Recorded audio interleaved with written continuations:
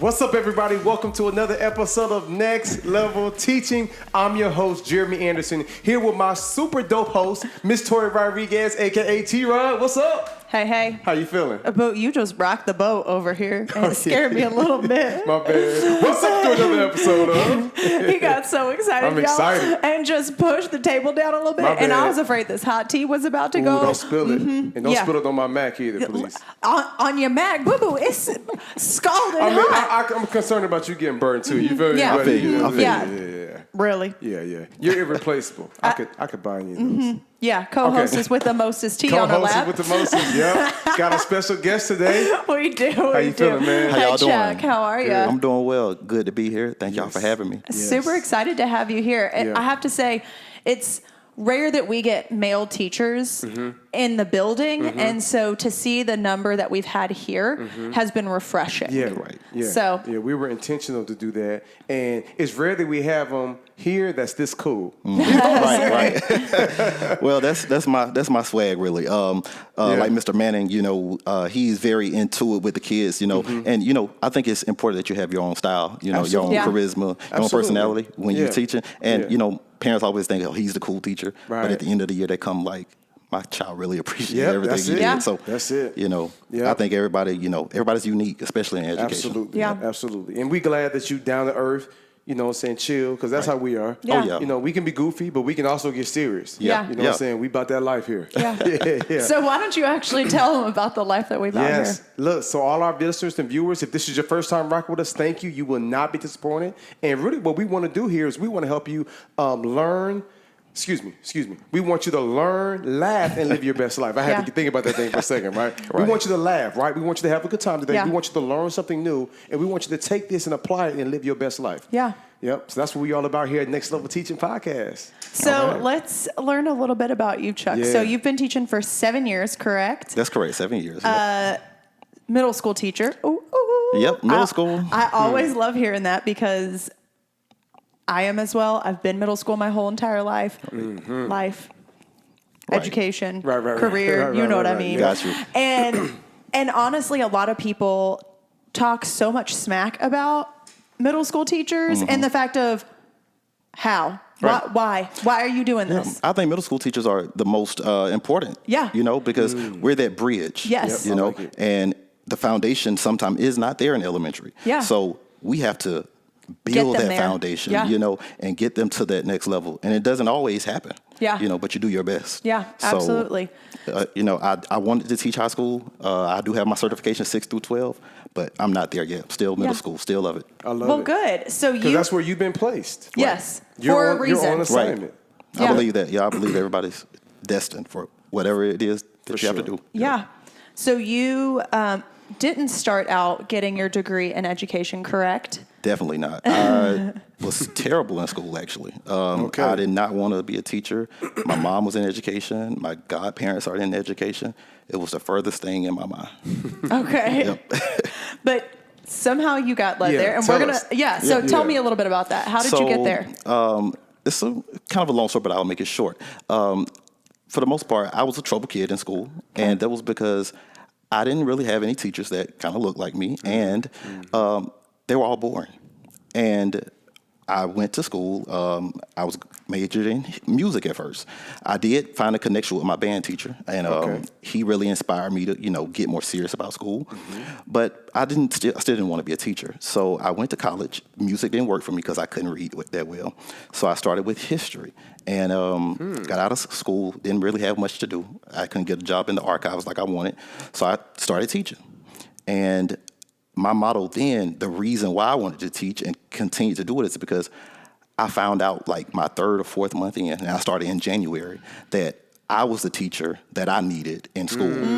So the thing is, I found out that I was pretty good at something that I didn't even know I had. Wow. So that was the why for me. That's why I stuck with it, and that's why I love it. Yeah. I love it. So you realize, man, I actually would have turned out even better because, clearly you turned out great. You're about to get your doctorate degree. I'm working on it. Right. But you would have been a whole nother level earlier, you know what I'm saying? You know how good Right. God is. You probably still would have been at this place, but it would have been great for you to have had that. Yeah. Right, because as we were talking about earlier, it's important when you get those students to come back. And again, I've only been doing this for 7 years, so I haven't had that many students to come back and say that because, you know, my first class just graduated. Yeah. But in that time, I've had several students, 11th grade, 12th grade, they'll come back and say, Mr. Thornton, you know, we just appreciate you. And, you know, we thank you. We learned a lot from you. And, you know, the whole content thing we were talking about, kids don't really remember content like we were discussing, but they remember two things, the great teacher and the terrible teacher. Yep. Man. Ain't that the truth? So if you're that great teacher, that teacher that they can remember, that teacher that put something in them, you're changing the world. Yeah. We don't make the most money, but we're changing the world. Yeah. That's You why don't make the I most love money, but you make the most impact. Exactly Yeah. right. Yep. So Look, your income might not be there, but your impact is there. That's it. But I'm hoping for a day, maybe with this new administration, a shift can come. Because I don't see anybody that's going to fight a legislation. Right. Yeah. Republican, you know what I'm saying, Democrat, Independent, I don't see nobody, a bill not getting passed that can increase it, but that's a whole other conversation. But yes, impact, then the income, but I hope for a day when the income. His wife is an educator. Right. We have been hearing that. Dear Lord. and Yes. this virtual Come on, learning Doc. has put a completely different perspective Yes. on teachers. Yeah. Yes. Yes. Maybe that will have an Right, impact. Right, Yeah. right. Because Hopefully. everybody's talking about essential workers. I'm like, yeah, okay, nurses and doctors and firemen, police officers, but you better put teachers in there. Yes. You know what I'm saying? Yes. Like, for real, like, I'm finna cash my daughter's teacher out. I'm finna cash her out. She on that next level. I'm seeing how she's trying Christmas to is around the engage. corner, y'all. That's right. Parents, if Do you right. listening, I'm just saying. Do right. Christmas is around the corner. Right. And even if you're digital, you know, Starbucks gift cards, you can email those in. Right. I'll take whatever you have. Right. Amazon, Target. I know, they be putting their cash app handle Yes. I'll put Oh. mine in this video.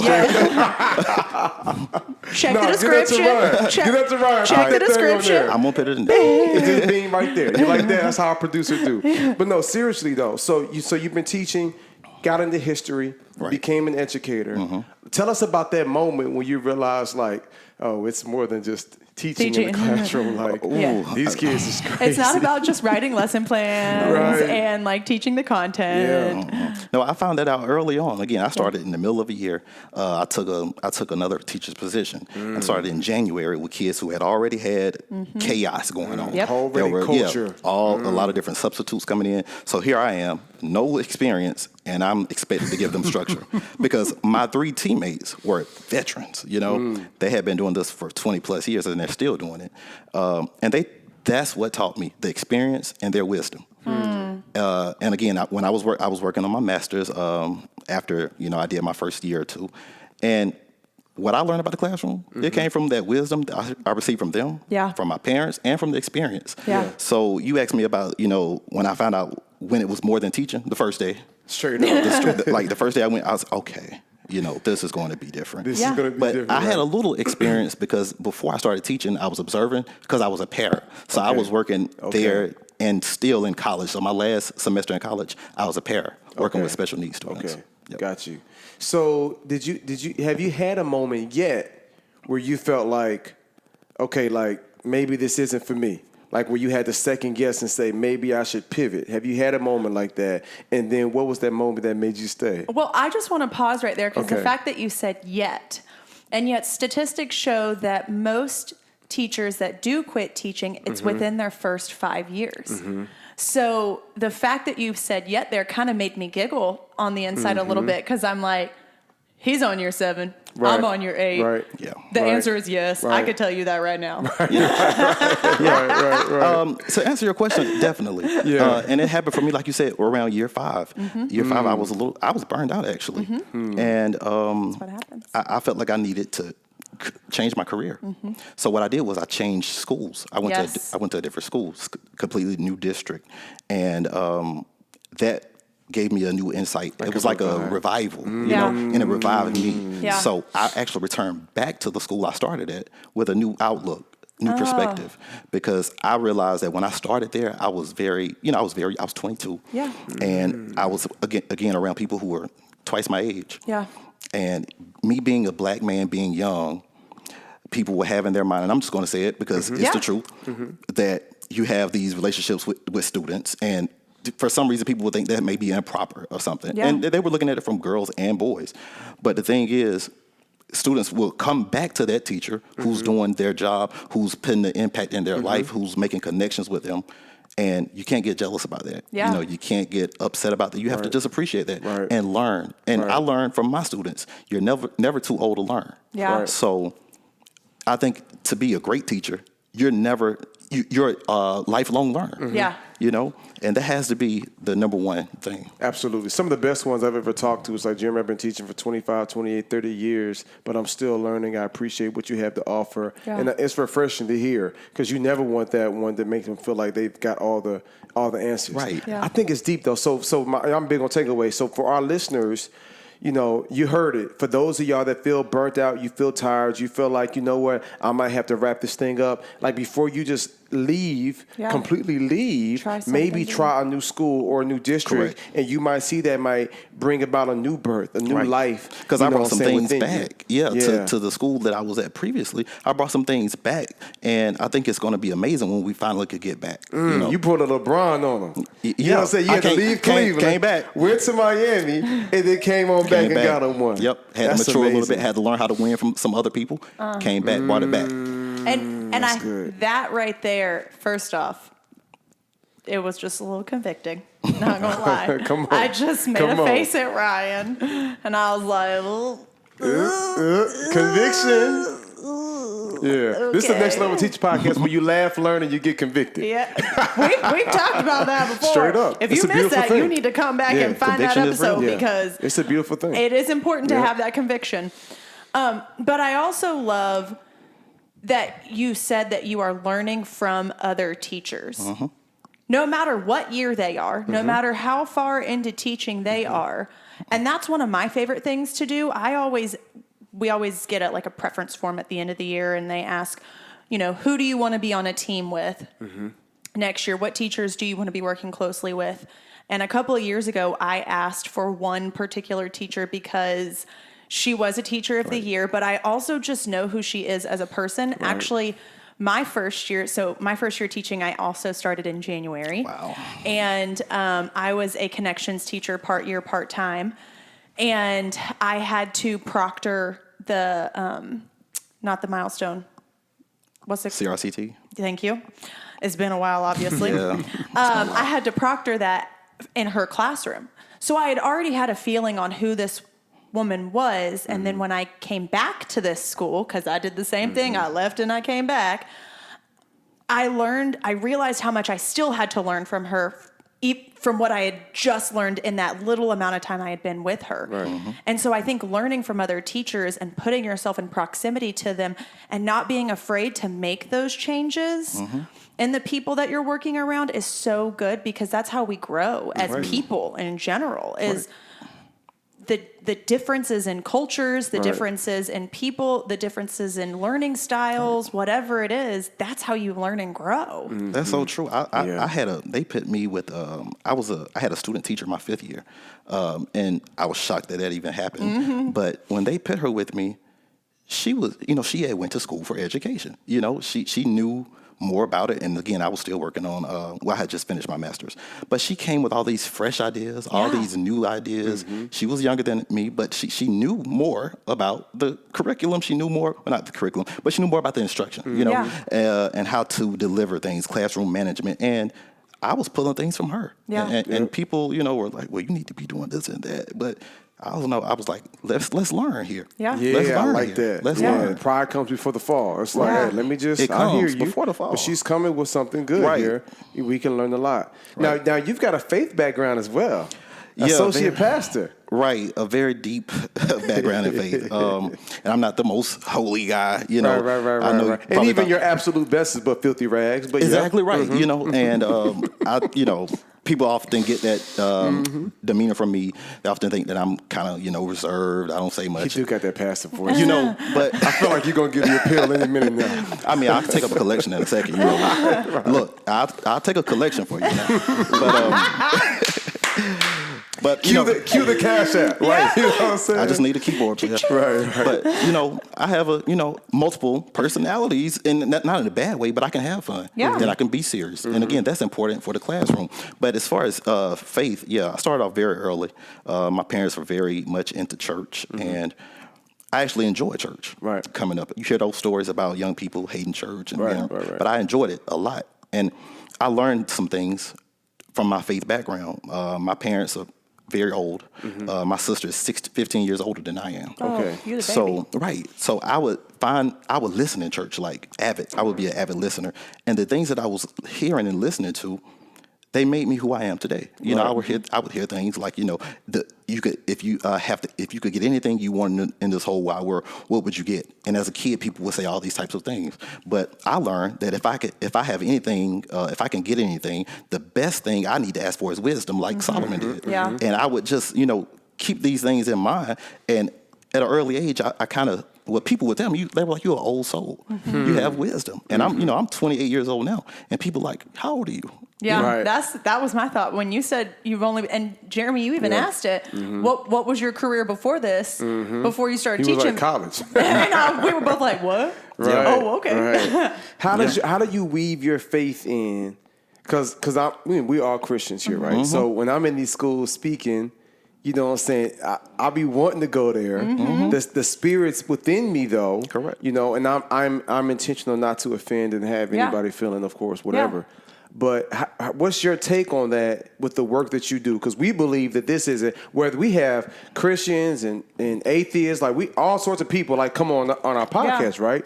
But we believe that wherever religious affiliation you have, we believe that this is not just a career and occupation. This is a calling. Yeah. Right. So tell us your take on that, and where do you see your role as far as faith and education collide? I believe that you have to be called to do anything. Yeah. The grocery store clerk, she's there sometimes because she wants to, get another job or have additional money, but she stays there because she's called to it. Yeah. I'm a teacher because I know I'm called to do it. And that's how you know when the above powers, the spiritual powers are working, when you operate in a field that you had no idea of operating in. So how do I mesh the two? My first year, I taught probably about 15, 20 Muslim students. And I had a knowledge of religion. I consider myself a student of religion.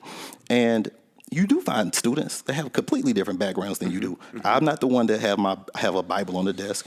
I study all religions. I study to make sure that I'm, aware of everybody.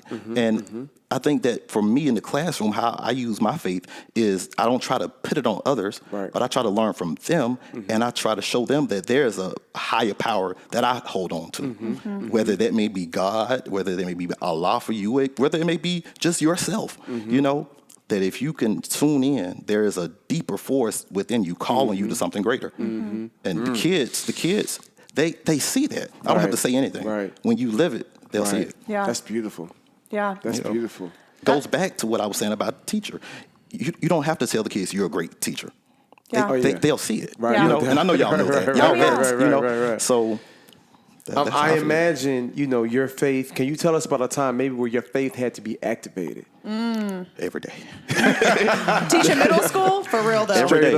Every day. But seriously though, the number one trial again I had was with teachers who were, who had been doing it for a while and were not too keen on young teachers, young male teachers. And that for me And was they should be excited. Yeah. Right. You would think they'd be I'm like, excited you'd be like for a male breath of teachers in fresh my air. school.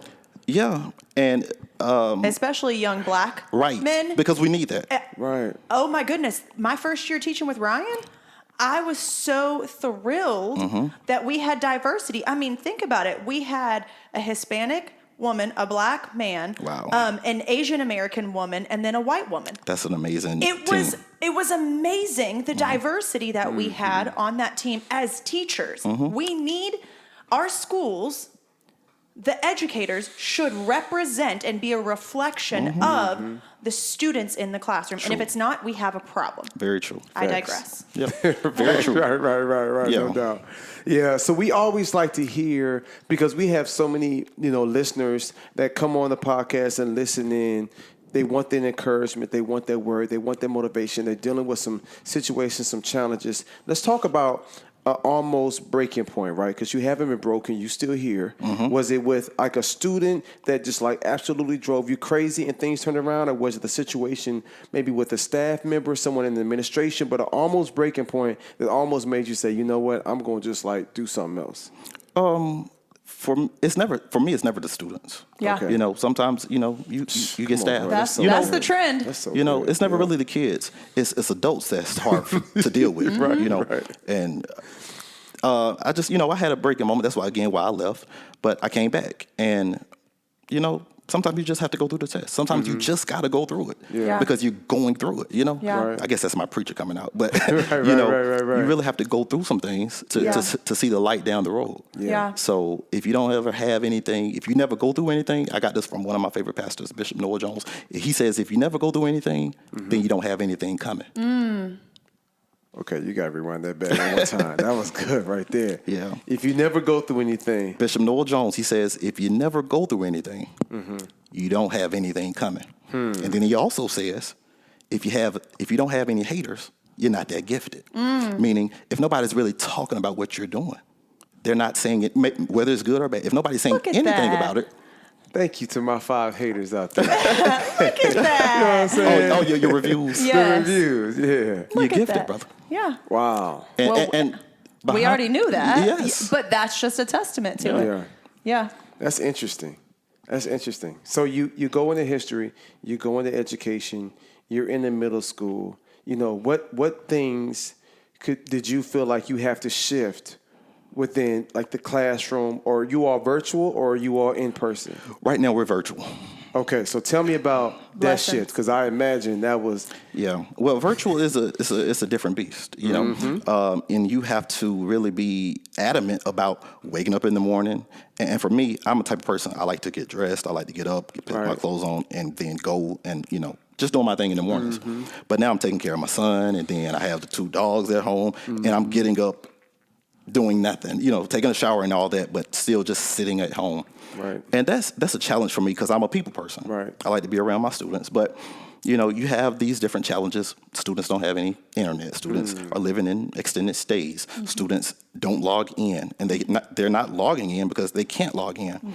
So. And the ones that do log in might not cut their screen on, or they got the hoodie on, or they watching you like my nephew. Ooh, this is my favorite. This one right here. So you can see the ceiling. Right. And maybe the top of the phone. Maybe the top of their forehead. That's my favorite. And then Right. I fussed at my nephew because he spent a few days with us, and he was in the bed on his computer. I'm like, just want you to know I'm proud of you. He's like, yeah, Uncle Jay. Yeah. So I went to him to give him a pound, and he's playing his Xbox on this Yeah. little. I'm like, Bro, Yeah. boy, if you don't give me that, I was Yeah. fussing at him. so proud of Yeah. you. And for sure. That's what's up. Should have That right embarrassed him there- and spanked his butt in front of his That right classmates. there is what a teacher needs to hear, Right, because for sure. there are so many students that I know. I flat out know, because I can tell, like, live on the Google document, you're not on it. Right. So I know, and I sit here and go, hey, Jose, Jose. Right. J-O-S-E. Jose Not does there. not answer. right. He is physically on the Zoom, Right. but he does not answer. And I'm like, good. So I have a confession to make. It's not just my nephew, It's Jewel. Jewel. I went upstairs Tuesday. She had her nice little computer we bought her, but then beside it, she was watching she's in the kids baking. So she liked to watch the kids baking championship. And I was so disappointed. Yeah. And my bad for telling her, and guess what broke? Guess what recently broke? It's acting up, it's glitching. We threw it away. It's her iPad. Wow. And my bad for saying that God touched your iPad because you weren't paying attention. Yeah. You know what I'm saying? But I think the interesting thing about it is think about it when we were kids. If this was me as a kid, I probably brutal. would be doing Brutal. if not Brutal. worse. Yeah. It definitely, I tell my students, you should definitely not be failing in virtual school. Right. They can cheat. They can cheat. Get good at cheating at least. Why are you struggling virtually? Right. But But you open up can that Google legit tab real Yeah. quick, stop playing. But we benefit. The students benefit much more for being in the classroom. Yeah. Just like the Absolutely. teachers. Yeah, And yeah. even my daughter, she was thriving, right? top of her class. And then this year, she was home. What grade? Second grade. Second grade, yeah. And then they was like, went okay, back. she can come back. She went back For like a week, right? a full week. And then somebody got COVID or symptoms of COVID. And you were like, nope. That's the part that drives me crazy. So if you got a runny nose now, you sending have all COVID. the kids home. Yeah. So she's back home for 2 more weeks. Then we send her back to school. Don't even make it a full week. Nope. We get the call Thursday. Somebody else. So she's back. So now we looking like, okay, we're going to bring somebody in that's going to get her all the way right. But she will, right, but she would benefit from being in school. Yeah. So it's like we're going to just get through this year. I can make it look like school. Right. We could do school. It's fine. All the way, get it all the way right. Redo the playroom and everything. Yeah, I got it. It's fine. Yeah. Call your girl. You know that. Right. And if I had a few other families, like then I'd be like, all right, Satori, let's go ahead and talk about this little salary thing. That's a whole nother situation. But I do get, the challenges there, and then they are really struggling. I know a lot of teachers are like, man, it's hard if you got a hybrid. Some are virtual, some are home, but it's really rough for the kids. So what would you tell our listeners who are trying to keep their kids engaged, like some things that you do for those who can log on to keep them locked in and engaged? How's that been for you? I would say just keep trying. Think about the long term. If you stay stuck thinking about how it is now, that's not wisdom. You have to think about the long term goal. What do you want to be doing in 2 or 3 years from now? Do you want to be successful in high school? Like for me, I teach middle school. But if you're a high school student or if you have high school children, they need to be thinking about the long term, because we're not going to always be in this abnormal state. Some people have accepted this as the new normal. Right. But for me, nope. I still consider it abnormal. Right. Times. Yes. For sure. So we'll get back to normal. So just be patient, keep working, and if you keep being persistent, it'll pay off in a little while. How often do you find that you have to check on like their hearts, like how they're doing? Because we put so much focus on, are you listening? Are you getting this? But like, tell me about that heart factor. Do you find yourself, for some students, having to really follow up and check in with them to see how they're dealing with the pandemic emotionally? It just happened to me one day this week. It was supposed to be a quiz. I think it was Friday. And my quiz didn't post properly on Google Classroom. Students were frustrated. So I started a live session, told them my bad, the quiz didn't post. And we just had a live session of them talking, communicating. This is what I'm going through. This is what's happening for me. Then some were talking about the things they're watching on Netflix. And I think that it's important. And I heard Mr. Manning's podcast, and he was saying how he does the motivation ball, how he gives it to a student, let them talk about their weekend or, and get it all out so they can pay attention. But there are some times where you just have to say content, Goodbye. Yeah. real life. And for me teaching history, it's much more connected to real life scenarios. And if you're not teaching, if you're not correlating that to your teaching, Right. then what are you really doing? Yeah. What are you really doing? What are you really doing with your life? Is it important to know who the 15th president was? I mean, it probably is. But what for did he seventh do? graders, Yeah. What did he do? How does that relate to what we're going through now? I think that is one of the beauties of social studies, is that there is, and I know that there are so many teachers right now that are struggling being a social studies teacher in the climate that we're in right now. It's very rough. But I think we have such an opportunity, and there are times where, as a really math, relevant. Very relevant. and as a math teacher, I struggle with that sometimes because it's hard to make things relevant. But I'm like, God bless you. yeah, I know. Yeah, I know. They're like, why do I got to learn about the Pythagorean theory again? I know. But like, we're getting ready to go into proportions here soon, which is one of my favorites because it's slope and I just love it. Sorry. But like, we get to talk about unit price, unit rate. So we get to talk about things that are relatable with that. Like, you literally use this in the grocery store. I use it every single time I go. Right. And then we're going to start talking about proportions, as in, is the number of people that are in jail that are black men proportional to the percent of black men in the United States? Like, is that proportional? We as teachers still have the opportunity to bring that up even, Right, that's deep. And so way to make your content relevant. yes, Yeah. and you have to take a curriculum. risk. Like, that's a risk for me. Yeah. Right. That is a risk for me. Some districts, you're done. Yeah. And I wish they would. bye. Yeah. Bye. Watch me.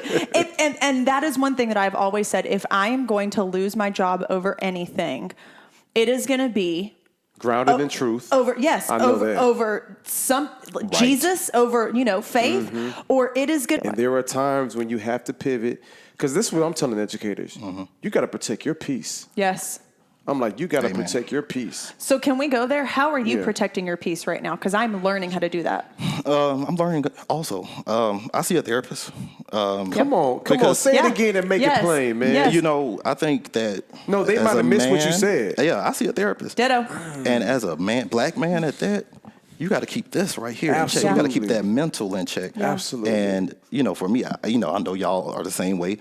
You're used to having, fun, being out with your friends, being with your frat brothers, doing whatever you do.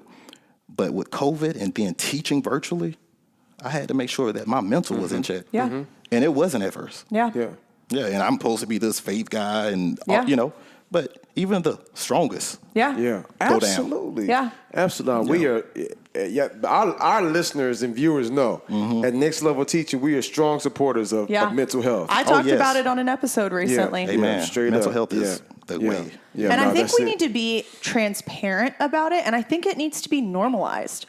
It should. Yes. I'm sorry, but we all go through stuff. We all go through stuff. So why is talking about our mental health and putting it as a priority not normalized?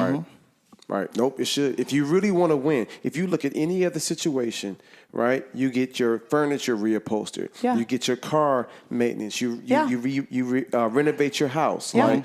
But why not do what you got to do to take care of your heart, to take care of your mind, to put you in the best position, considering all the things that we've been going through in the world. And even before that stuff happened, you know what I'm saying? Like, there are things that we've experienced and we need that help and healing. So I've had therapists and marriage counselors and all that. It's a lot of different things. Yeah. Right. And that's true. Think about remediation with students. Why do we remediate? Yeah. To improve. Yeah.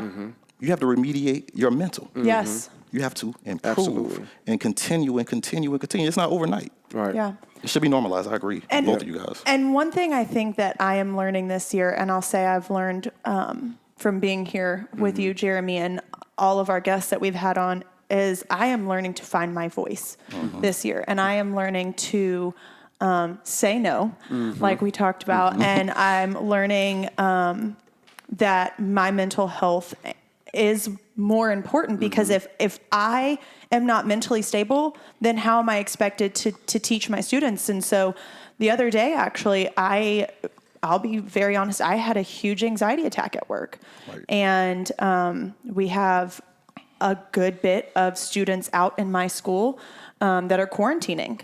And that set me over the edge because some of them were out of my classroom. Right. And I don't know if they were positive or not. They could have just been close contacts, but that still set me over the edge. And one of my coworkers actually took on my next period class. And so my kids in my classroom and at home joined in on her Zoom, and she taught. And so I think we have to be there for each other. But I'll be honest, I also took the next day off. Right. Yep. Right. Yep. I needed to take care of myself. I will say I have a little bit of a sore throat. I'm safe. We're good. Don't worry. We're good. But I also needed to take it off for my mental health as well. Right. And I think that there's no shame in that. And from someone that prided herself on never missing a day. Right. I was like the perfect attendance queen my first couple of years. Right. Not this year. And that's okay. That's okay. Right. That's what sick days are for. Sick days are not just for when you have the flu. Right. They are for when you are mentally sick as well. Right. It makes me think of when you read it in the Word. What does it profit a man to gain the world but lose his soul?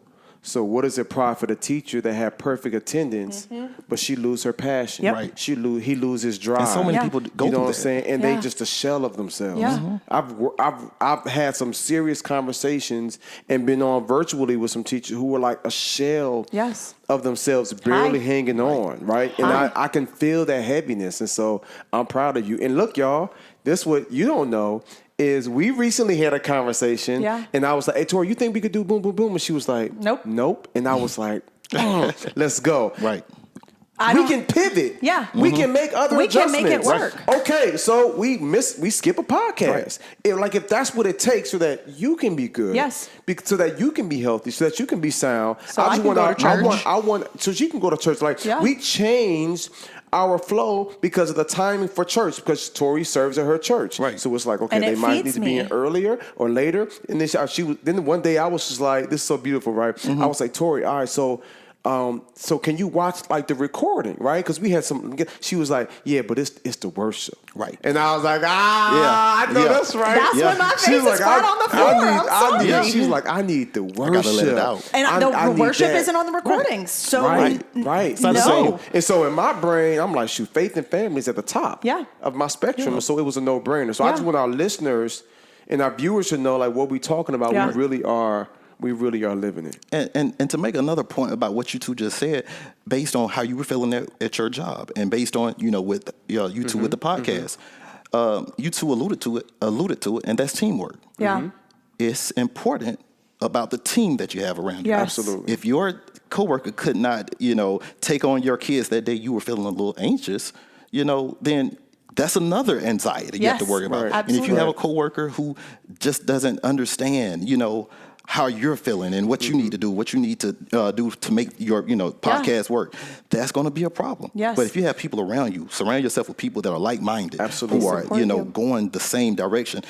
And of course, in middle school, it's imperative that you have a team that's Yes. just zealous about getting the job done Yes. successfully. Yes. That's it. Yeah. So you all that's listening, you've seen that we've stayed kind of in this mental health space, you know what I'm saying, for this minute, like taking care of yourself, making sure that you are in the best position you can be, and you got to protect your peace. Yeah. Man, full disclosure, I had a conversation. You know how you deal with like family drama. So I've got some very successful people in my family, and some people think that because they make a certain amount of money, you know what I'm saying, they can just kind of talk to anybody a certain way. It was weird. So I was dealing with some real family drama, thinking like, what's wrong with you? You know what I'm saying? Like, don't nobody, people don't talk to me like that. Yeah. And then I was about to respond, and I was like, oh, no. I don't have time for that. Right. And then the text kept coming. And I was like, Mute. let me let you know. But I didn't even realize to mute. I should have muted. Mute. All right, I'm gonna start muting. I'm Yep. just looking like, but I'm like, but I heard the quote. If you argue with a fool from afar, people can't tell who's who. Yeah. So I was like, man, I gotta protect my peace. I'm about to go live virtually speak for the school district. Yeah. I don't have time to be going back and forth. Yeah. So it's whether it's anxiety, whether it's depression, whether it's frustration, issues at home, family drama. Just do the best you can to avoid that drama. Stay drama free. Yeah. Stay locked and loaded. Stay focused on what's happening. Yep. Yeah, and I want to take a moment real quick to challenge our listeners and our viewers to really think about what you are doing right now for your mental health in this time, because I know that 2020 is just hard in general, and being a teacher, whether you are face-to-face, whether you're simultaneous, concurrent, whatever you want to call it, hybrid, or whether you're fully digital, it's all hard right now. Right. And what are you doing to make sure that you are filled up, because you can't pour from an empty vessel? Right. And so I really would challenge each of you, once you're done listening to this podcast, to take some time to do whatever it is: yoga, meditation, Yes. go for a run, a hike, spend time with your family, get in the Word. If you, because I know, Jeremy, you were saying sometimes that like drama, and to get away from it. Sometimes as teachers, we like to just sit here and talk about the negative. That's the teacher workroom is That's the the norm. worst. And if you just need to walk away from that conversation to Yes. save your mental Run. health for the day, Yes. do it. Lock yourself in the room for the day. That's okay. That's okay. But I challenge you all, please take some time to truly find rest. Yeah, That's true. Yeah, That's good. So there's something that that's so good, Tori. There's something that my mental health coach shared with me. He said for me to write down 5 things that I enjoy doing that gives me joy, peace, or happiness.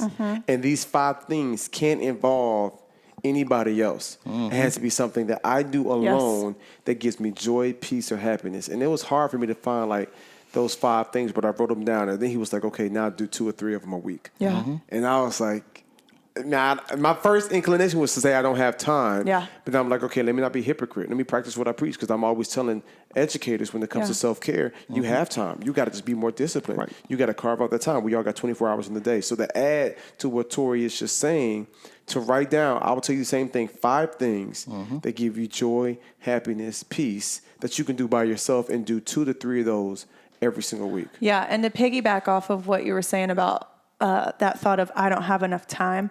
One of our pastors at my church says that his time, his quiet time, he pencils it into his calendar. Absolutely. And he tells when someone says, hey, can we get together at this time? His response is, I'm sorry, I already have plans. Yep. I'm already booked for that time. And truly like making time for yourself in that and telling someone, no, I'm sorry, I can't, right? Like I had to do with the podcast, it's because those things are important. And it's not saying that hanging out with those people or doing whatever isn't important as well, but you have to make time for those. And you cannot cancel plans on yourself. Right. Don't cancel plans on yourself for someone else. Yeah. Don't rain check yourself. Yeah. Because one of my greatest weaknesses, and I think a lot of teachers and people of the faith, anybody who's dealing with people, one of my greatest weaknesses, I would say, is pleasing people. Yes. Because when you're in a business of service, you always put others before you. Absolutely. And sometimes, we're kind of even taught that others come, and that's cool and all that, but at the expense of yourself, you can't keep doing that. No. And again, I had to learn that recently, that I have to start saying no. Yeah. I was the type of person, you called me, I could be in the bed with my wife. Yes, whatever, I'll be there. But I had to learn when my son was born, you have to take a step back, and you have to sometimes just take that time for yourself. Yeah. So that's very true. I'm glad you said that was the weakness. What would you say is one area that you need to work on in the classroom? Then I got 3 quick questions. Then we're going to go to rapid fire. What areas would you say that you need to improve on? Because at next level teaching, we all about going to that next level. Yeah. So what would you say is one area that you're working on currently to be better and more efficient in? As a teacher, I'm working on making sure that my students don't get too close. That's the thing for me, because I'm very open. I was going to say, you talking about 6 feet or right. No, right. But, totally close. Right. I'm used to having people. I'm not a closed door. I'm used to just being very transparent. But again, there has to be boundaries with students, and it was easier for me with 8th graders because they understood a little better. But with 7th graders, you have to draw that boundary. And again, my first 2 or 3 years, it was difficult for me because I was trying to get them to be my friend. And a lot of teachers don't understand that, you can be friendly, but not a friend. And I learned, and I told some of my vet teachers that's right. You say, hey, Chuck, you can't be friends with these kids. But I said, if these children don't like you, and if you don't like them, and you're spending 180 days with them, you spend most of your day with them, and they don't like you, they'll never learn anything from you. They won't never take anything from you, and you'll be depressed every time you see them. So you can't be friends with them, but you have to be friendly. Yes. And for me, I'm learning that boundary. Yes. Because again, me being in the church, I try to be very transparent because there are a lot of crooked people out here. So for me, that's one thing that I need to work on. That's good. That's good. We call it a warm demander. I'm warm and I'm friendly with you. And that is one thing that teacher that I asked if I could be on her team, she said, I'm friendly, but I am not your friend. And that's something I had to learn as well. That's something I really struggled with as well. But also being a demander and this is what I expect from you. These are the lines, and consistency in that. The consistency to me is the hardest part. I think for me too, because I'm very big on grace and mercy, Amen. Amen. And I'll sometimes but sometimes you really have to put that expectation on your students, on your children. And that's what my parents did with me. I love it. They had to, they gave me some mercy sometimes and grace, but you have to put that expectation there, and consistency is the key. That's good. Yeah. If you could change one thing about the educational system today, what would it be? I think that if you were to ask that question in any time, there was always going to be an issue with the educational system. You know, it was an issue when it started, it's an issue now, and it's going to always be that issue. But I think that in order to fix these problems, we all have to take a we have to be self-aware. We have to take a view of ourselves and realize what we're doing and why we're doing it. If you're doing it for the check, you're not doing it for the right reason. If you're doing it for the holidays, you're not doing it for the right reason. The system, I'm not sure if the system can be fixed, but I'm sure that individuals can be altered to be different. And I believe that because we've all had changes in our lives. And if you're self-reflective, you've reflected on the fact that I have been one way and I'm a different way now. And sometimes that's better. For some people, it's not. So you're saying let's not even put too much focus on if I could change what I would change, because that's not moving the needle. But what we can change is ourselves. And when we try to legislate things in government, that legislative difference and change that we need, it may not even happen in our lifetime. Because Congress oftentimes I feel like we're fighting, for that next, that next generation. Yeah, absolutely. So for somebody coming in their first, second, third year, what would you give them? What advice? What did you learn? What did you know now that you wish you knew your first year? What I wish I knew my first year is to be patient. Don't take it so serious. I was very serious. Thought I had to be like this tight person. But have fun. If you don't have fun with what you're doing, you won't do it. You won't enjoy it, and you just do it mediocre. Yeah. You'll do a mediocre job. So take your time, enjoy it, and kind of break the norm a little bit. There may be some type of norm at your school or whatever, but I learned that I just had to be me. Yeah. I took advice. Don't be I took afraid wisdom. to buck the system. Right. I took wisdom from the vets that were on my team, and I listened. But what works for you in 1A may not work for me in 1B. Right. So follow the rules of what you got to do, but go outside of the norms. Because kids are different. There's no one method of teaching. No. No. Too many different personalities, too many different learning styles, too many different backgrounds and ethnicities. Yeah, you can't teach first period the same way you teach second period. Oh, no, you can't. Yeah, you can't do that. Can't. I'll tell you one thing: if you don't get these, answers right, we're gonna teach you something. We got a little button. You got 60 seconds. We're gonna hit this little button here. The flow drop out. I had to take some time to think about my answers now. Rapid fire. All right, give it to them quick. All right, you ready? Let's go. All right, what's your favorite carnival food? Popcorn. Oh, okay. Would you rather cuddle with a baby panda or a baby penguin? A panda. He like my baby mama. Yeah. Give me a high-pitched sound. Who was your first celebrity crush? My first celebrity crush, Laura Winslow from Family Matters. Oh. Yeah. What is the nickname your parents used to call you? Junior. Okay. Who has it easier, men or women? Women. We're going to have to talk about that later. What does a person need to be happy? Well, all right. Well, I'll go back to that. What does a person need to be happy? They need, a person needs to be happy. They need self-respect, love for self. Favorite childhood TV show? Favorite child. I didn't watch a lot of TV. Favorite Arthur. Oh, yes. And the place you want to travel to the most once this is all over with? I would love to go to Ethiopia. Ethiopia. Yes. I learned a lot about Ethiopia from a lot of my students. Ethiopia, Somalia. I would love to go to East Africa. Yeah. I love it, man. Man, Chuck, thanks for hanging out with us Appreciate today, y'all, man. Yes, thanks for all you do. Thank you for your energy, your vibrancy, you know what I'm saying, your coolness in the classroom. We appreciate you answering the call, man, that's been placed on your life in the church and in the school. Yeah. Thank you guys, man. Thank you guys. I appreciate you guys. Yeah. Thank you, guys. Hey, can y'all leave us a review? Yes. How many stars we need? 5, please. 5 Show us stars. some See, love. look at that. Chuck knows. Chuck knows. Right. Yeah. Show us some love, and hopefully we'll see y'all next week. All right. Bye, guys. Peace.